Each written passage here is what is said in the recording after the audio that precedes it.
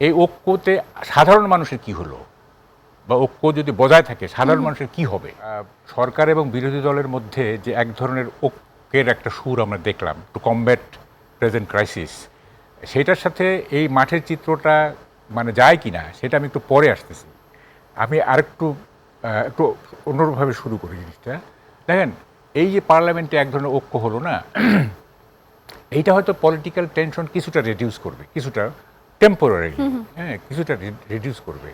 কথাটা হচ্ছে যে পলিটিক্যাল টেনশন ধরনের কিছুটা না, পুরোটাই রিডিউস হয়ে গেল। পলিটিক্যাল টেনশন বলতে কিছু নাই। তাতে কি হলো? আপনার পলিটিক্স হচ্ছে সুপার স্ট্রাকচার, আর স্ট্রাকচার হচ্ছে ইকোনমি। এই ইকোনমিটা, এই স্ট্রাকচারটা সুপার স্ট্রাকচারকে বিল্ড করে, ঠিক আছে?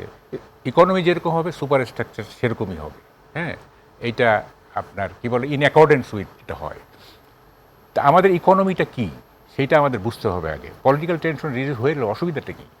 মানে এটা সুবিধা অসুবিধা আমার কাছে little matters, is besides the point. What is inside the point is যে মানে আমাদের অর্থনীতিটা কি।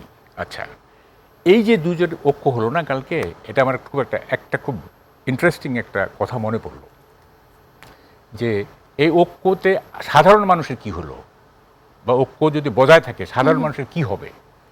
সেটা হচ্ছে 74-এ নাকি 73-তে সম্ভবত তাজউদ্দিন আহমেদ ওয়েস্ট জার্মানি যাচ্ছিলেন। তো তখনও দুই জার্মানির ইউনিফিকেশন হয় নাই।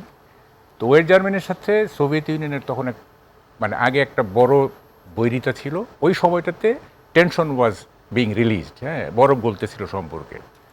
তো এয়ারপোর্টে এক জার্নালিস্ট তাজউদ্দিনকে জিজ্ঞেস করছে যে, আচ্ছা, আপনি তো ওয়েস্ট জার্মানি যাচ্ছেন, সোভিয়েত ইউনিয়নের সাথে তো ওদের টেনশন কমে যাচ্ছে, সম্পর্ক ভালো হচ্ছে, তা আপনার এটা মন্তব্য কী?